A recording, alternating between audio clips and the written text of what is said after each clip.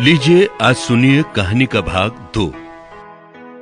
उस अंगूठी के नीले रंग के पत्थर में 3 सुनहली रंग की मकड़ियों की आकृति देखकर मेरे दिमाग के होश उड़ रहे थे। अब मेरे मन में सैकड़ों सवाल पैदा हो चुके थे। आखिरकार इस अंगूठी का क्या कनेक्शन था उस अजनबी से? अब तो मेरा दिमाग पिछले 8 दिनों की सारी घटी हुई घटनाओं को बार बार याद करने की कोशिश कर रहा था। मैंने बीते 8 दिनों में जो बुरे से बुरा काम किया था उनको याद करने की कोशिश करने लगा था। क्या मेरे सपने आने का राज इस अंगूठी से जुड़ा हुआ था? रवि आखिर था कौन? पिछले 8 दिनों में 2 शख्स रवि बनकर मेरे घर में आ चुके थे और साथ ही साथ दोनों ने एक ही जैसी अंगूठी भी पहनी हुई थी। आखिर दोनों में क्या कोई कनेक्शन था?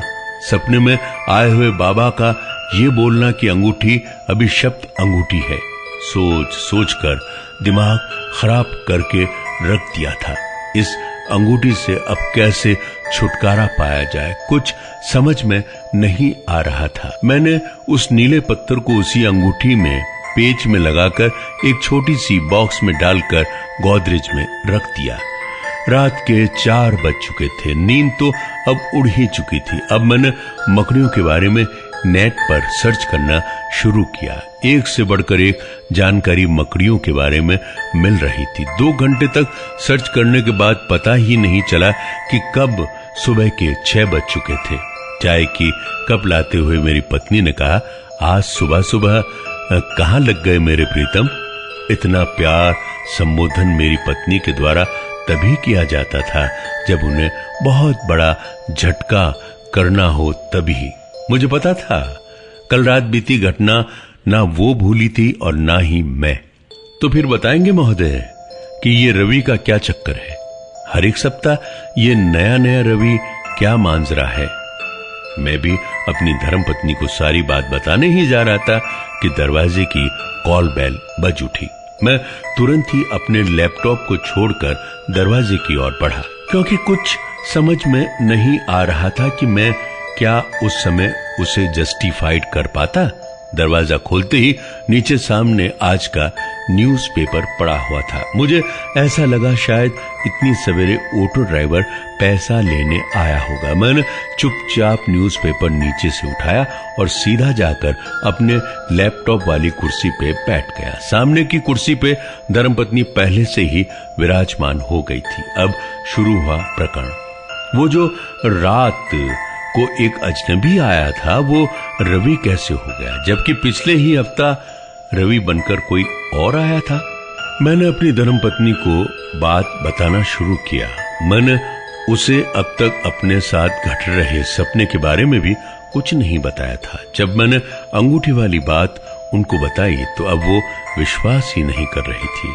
आज बीती रात सपने में आए साधु के बारे में भी बताया तो उसे मजाक में सारी बात को टाल दिया। मैंने उसे ये भी कहा जो पिछली दफा रवि ने जिस प्रकार की अंगूठी हमारे यहाँ छोड़कर गया था, ठीक उसी प्रकार की अंगूठी ये रवि भी कल रात भी पहना हुआ था। मैंने तुरंत ही वो बॉक्स में रखी हुई अंगूठी को निकालकर दिखाया। अंगूठी में उसी सुनहली मकड़ियों की आकृतियां लेंस के सहारे मैंने अपनी पत्नी को दिखाया। मेरी धर्मपत्नी कुछ बातें तो मान रही थी, लेकिन कुछ बातें एकदम ही नहीं मान रही थी। उन्हें यह लग रहा था कि मैं उन्हें डराने के लिए नए नए तरीके अपना रहा हूं। चाय पीते पीते अब मैं अखबार अपने हाथ में पढ़ने के लिए ले चुका था। न्यूज़पेपर का फ्रंट पेज पढ़ते ही हवाएं उड़ने लगी थी, क्योंकि ये खबर मुझसे ही जुड़ी हुई थी। कल रात जो ऑटो ड्राइवर उस अजनबी रवि को छोड़ने रेलवे स्टेशन गया था, उसका कल रात एक्सीडेंट हो गया था। एक्सीडेंट का जो टाइम था 9 से 10 के बीच का ही था। अब तो मेरा दिमाग खराब हो रहा था। वो अजनबी कौन था, कहां था, कैसा था, अब तक कुछ भी नहीं पता था।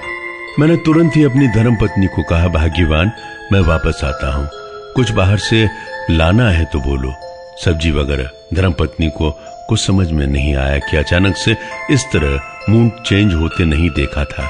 वो भी अपने चेहरे पे एक अलग ही भाव बनाती हुई बोली, थोड़ी कच्ची पक्की हुई लाल हरी मिर्च लेते आइएगा मेरे प्रीतम।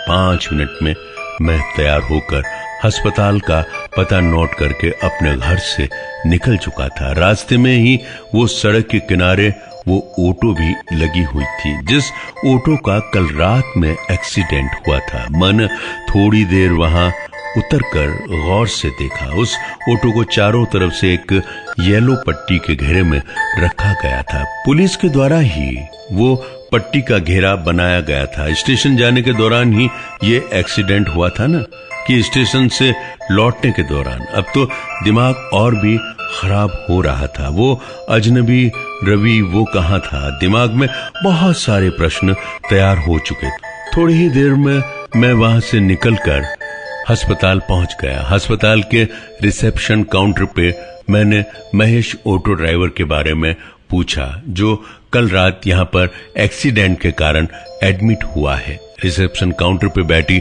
महिला ने कहा, रूम नंबर 9, सीधे से जाकर लेफ्ट में। मैं तुरंत ही वहां से निकलकर रूम नंबर 9 के लिए निकल पड़ा। रूम के सामने उस ऑटो वाले के सगे संबंधी बैठे हुए थे। चूंकि उस ऑटो वाले से मेरा पारिवारिक रिश्ता बना हुआ था, मुझे देखते ही उनकी पत्नी रोने लगी।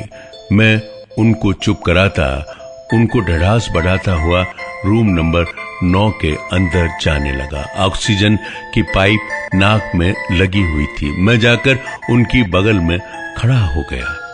उस ऑटो वाले को देखकर दिमाग में खलबली मच गई थी। उनके हाथ के एक उंगली में वही अंगूठी थी जो अंगूठी कल रात उस अजनबी ने पहन रखी थी। ये पहली अब समझ के बाहर चल रही थी। आखिर ऐसा क्या हो रहा था? अचानक से उस ऑटो ड्राइवर महेश ने अपनी आंखें खोल दी और उसने कहा, वो अपने सामान सहित कहां गायब हो गया पता भी नहीं चला। अपनी सीट पे वो ये अंगूठी छोड़कर। मैंने चलती ऑटो में उनकी सीट से ये अंगूठी जैसे ही उठाई, पता नहीं मेरा ऑटो किस चीज से टकराया, अब तक भी मुझे पता नहीं। इतना कहते ही उसने अपनी आंखें वापस बंद कर ली और वो अंगूठी उनके हाथ में पड़ी हुई थी। उसे देखकर तो ऐसा ही लग रहा था कि वो कितने दिनों से बेहोश पड़ा हुआ है। मुझे कुछ समझ में नहीं आ रहा था ये क्या हो रहा था। मैंने चुपचाप उनके हाथ से वो अंगूठी लेकर अपने जेब में रख ली।